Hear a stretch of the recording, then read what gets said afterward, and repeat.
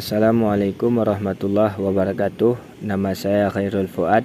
Saya dari Prodi Hukum Ekonomi Syariah, Institut Peserta Kuliah Kerja Nyata KKN TDR IAIN Zawiyah Codkala Langsa. Jadi saya di sini mengangkat judul podcast tentang eksistensi dayah sebagai refleksi pendidikan Islam holistik dalam membentuk generasi muslim berkarakter. Pesantren adalah sistem pendidikan non-formal yang merupakan refleksi dari pendidikan secara utuh.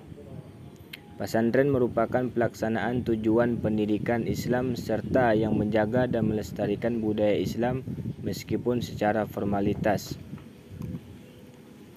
Pendidikan pesantren tidak pernah mencetuskan dirinya sebagai lembaga pendidikan Islam yang paling komprehensif.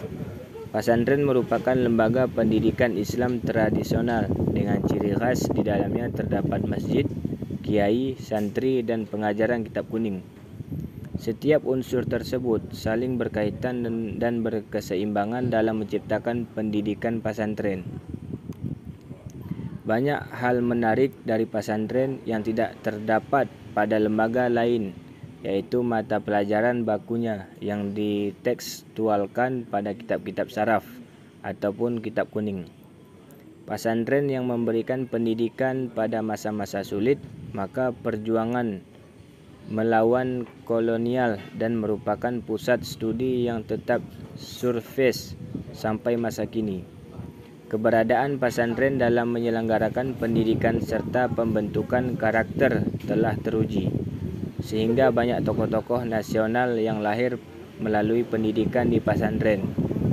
Kajian kitab kuning ini juga menjadi salah satu ciri khas dari pesantren yang tidak diajarkan di dalam dunia pendidikan formal.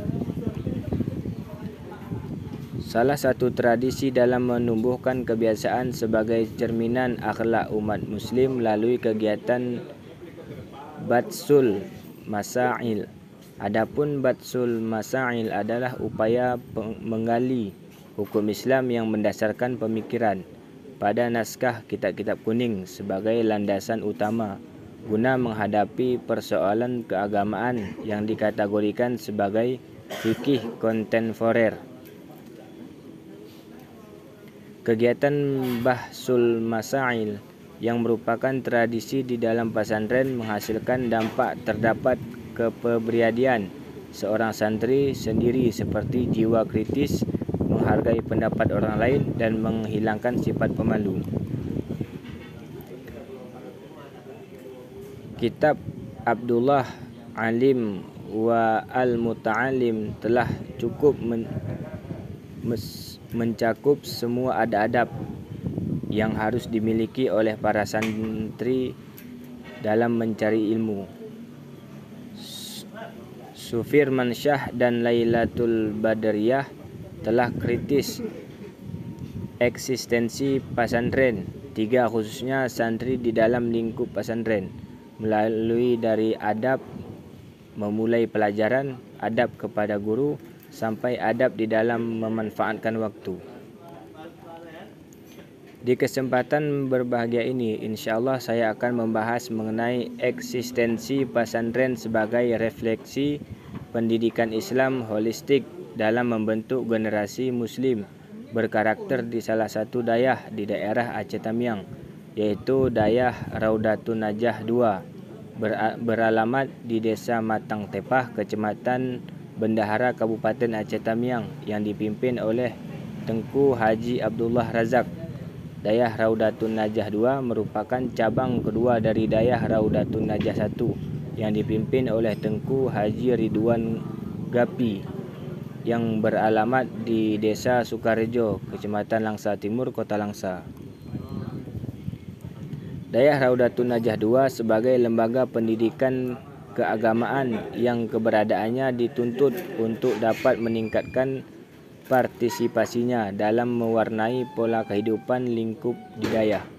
Jika pendidikan dipandang sebagai proses, maka proses tersebut akan berakhir pada pencapaian tujuan yang hendak dicapai.